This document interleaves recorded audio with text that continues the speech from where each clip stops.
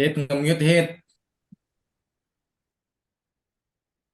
Oke, Assalamualaikum warahmatullahi wabarakatuh. Salam Om Swastiastu, Namo Buddhaya, salam kebajikan. Sebelumnya yang terhormat Ibu Nidina Asmina MT selaku dosen pengampu mata kuliah TRK. Di sini kami dari kelompok 4 akan mempresentasikan portofolio mengenai reaktor.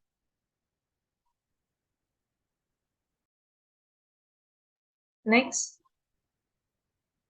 Oke, dan ini adalah poin-poin yang akan kami bahas. Yang pertama itu tim kelompok, yang kedua itu adalah terbelakang, yang ketiga ada pengertian, dan yang keempat itu ada conclusion atau kesimpulan.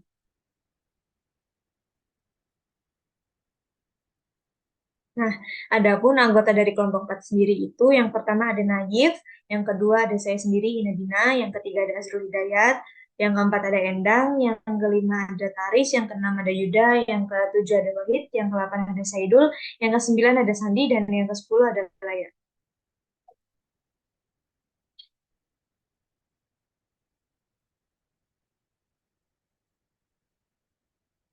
Untuk pembahasan selanjutnya akan dibacakan oleh Laya. Pada Laya dipersilahkan.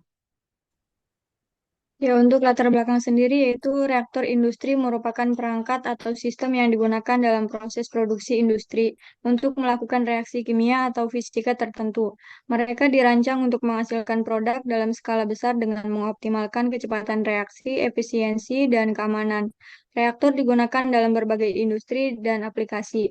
Latar belakang tentang industri dan aplikasi spesifik tersebut diperlukan untuk memahami kebutuhan, persyaratan, dan tantangan yang terkait dengan penggunaan reaktor dalam konteks tertentu.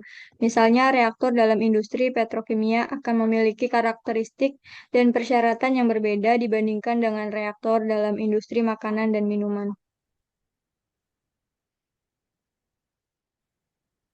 Kemudian di sini ada tujuan pemilihan reaktor. Yang pertama yaitu mendapatkan keuntungan yang besar.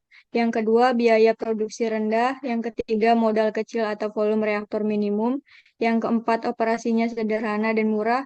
Kemudian yang kelima, keselamatan kerja terjamin. Dan yang keenam, polusi terhadap sekeliling lingkungan dijaga sekecil-kecilnya.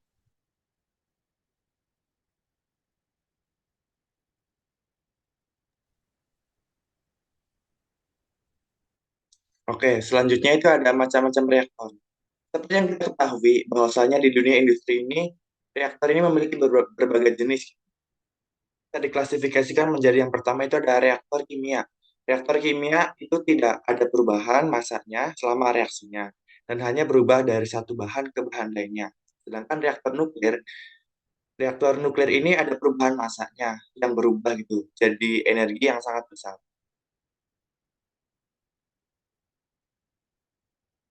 Selanjutnya juga ada jenis-jenis reaktor berdasarkan prosesnya, yakni ada reaktor batch, continue, dan semi batch.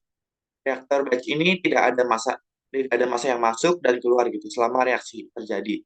Jadi bahan dimasukkan, direaksikan beberapa waktu atau hari atau residence time dan dikeluarkan sebagai produk dan selama proses tidak ada umpan produk yang mengalir gitu. Selanjutnya itu ada reaktor kontinu, yakni proses umpan dan produknya itu mengalir secara terus-menerus gitu. Dan yang terakhir itu ada reaktor semi batch. Reaktor jenis ini berlangsung secara batch dan kontinu secara bersama-sama.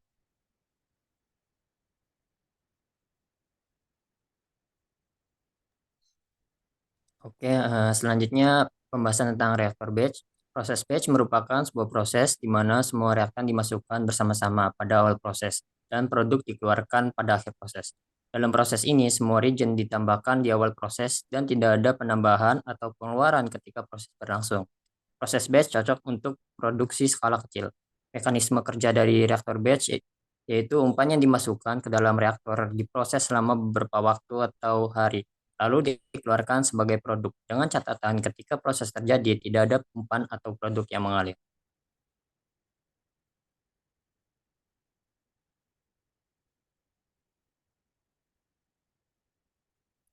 Untuk keuntungan dari pemakaian reaktor batch itu yang pertama ada yaitu lebih murah dibanding reaktor alir. Yang kedua lebih mudah pengoperasiannya. Yang ketiga lebih mudah dikontrol. Untuk kerugiannya, yang pertama tidak begitu baik untuk reaksi fase gas. Mudah terjadi kebocoran pada lubang pengaduk. Yang kedua, waktu yang dibutuhkan lama, tidak produktif. Untuk pengisian, pemanasan zat reaksi, pendinginan zat hasil, pembersihan reaktor, dan waktu reaksi.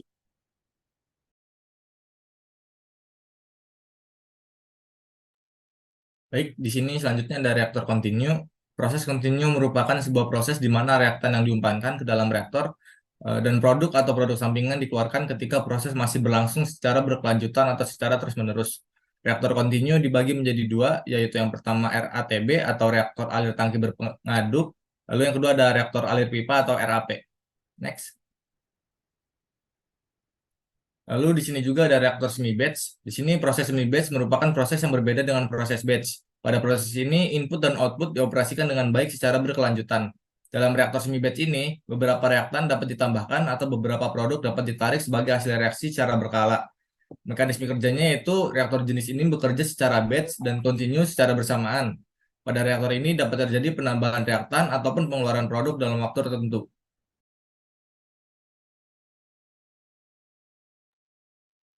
Baik, selanjutnya ada macam-macam reaktor. Yang pertama itu ada reaktor batch reaktor, bubble cup Coulomb, mix flow reaktor, plug flow reaktor, spray tower, laboratorium reaktor. Selanjutnya di sini ada batch reaktor, yaitu ada jenis reaktor kimia berbentuk tabung silinder yang diisi pelet katalis dengan reaktan yang mengalir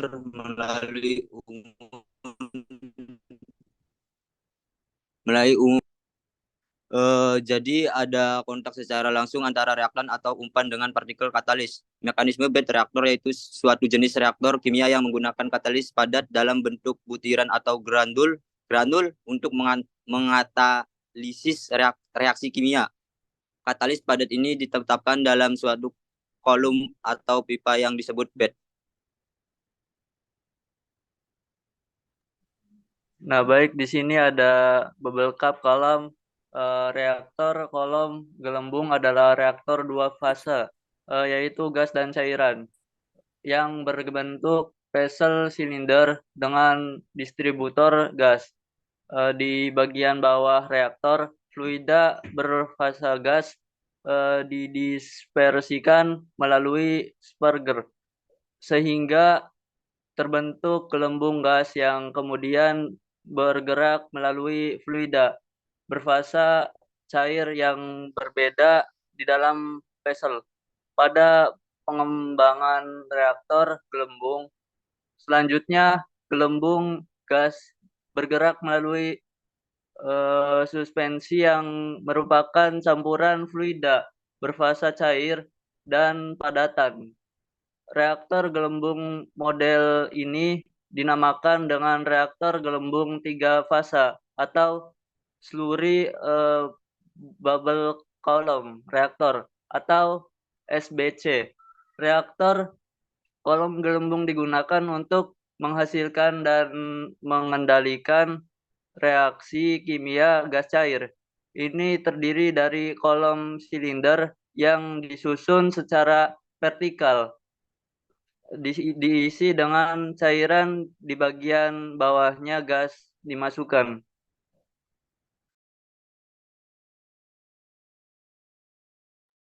Selanjutnya ada mixed flow reactor, mixed flow reactor atau MFR reaktor tangki berpengaduk di mana umpan masuk di proses beberapa waktu atau residence time, lalu produk keluar. Biasanya reaktor jenis ini disusun paralel sehingga mempunyai kapasitas yang besar dan efisien waktu.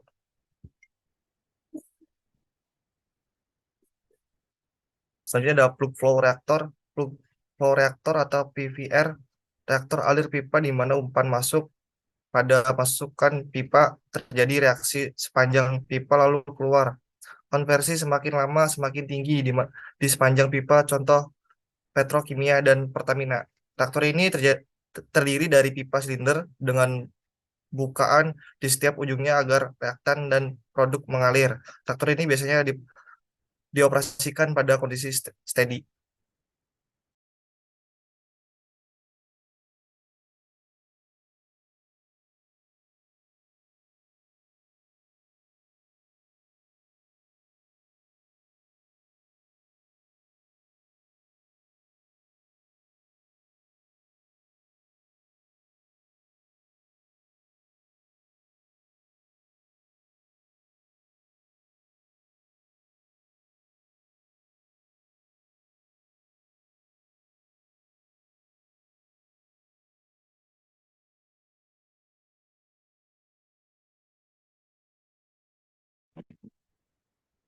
spray tower.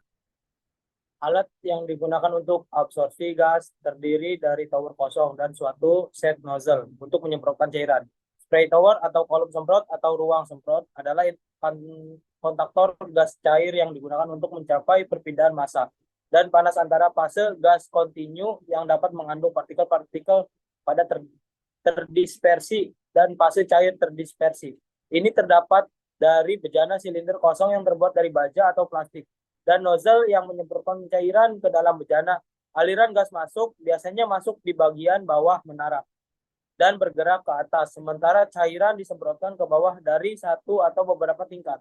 Aliran gas masuk dan cairan yang berlawanan arah ini disebut aliran berlawanan arah.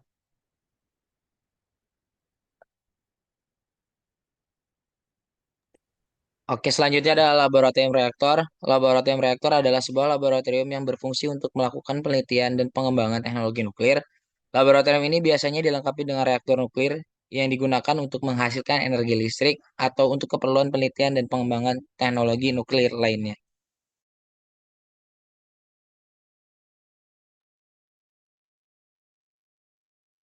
Oke, kesimpulannya dari presentasi kami yaitu reaktor kimia memiliki peran penting dalam berbagai industri termasuk petrokimia, farmasi, makanan dan minuman, energi dan sektor manufaktur lainnya. Mereka digunakan untuk melakukan reaksi kimia atau fisika yang mengubah bahan mentah menjadi bahan yang diinginkan. Ada berbagai jenis dan desain reaktor kimia yang digunakan termasuk reaktor batch, reaktor kontinu, reaktor tabung pengaduk, reaktor fluidized bed, dan lain-lain. Setiap jenis reaktor memiliki karakteristik keuntungan dan keterbatasan tertentu yang harus dipertimbangkan sesuai dengan kebutuhan dan sifat reaksi yang diinginkan. Sekian dari kami, kurang lebihnya mohon maaf. Wassalamualaikum warahmatullahi wabarakatuh.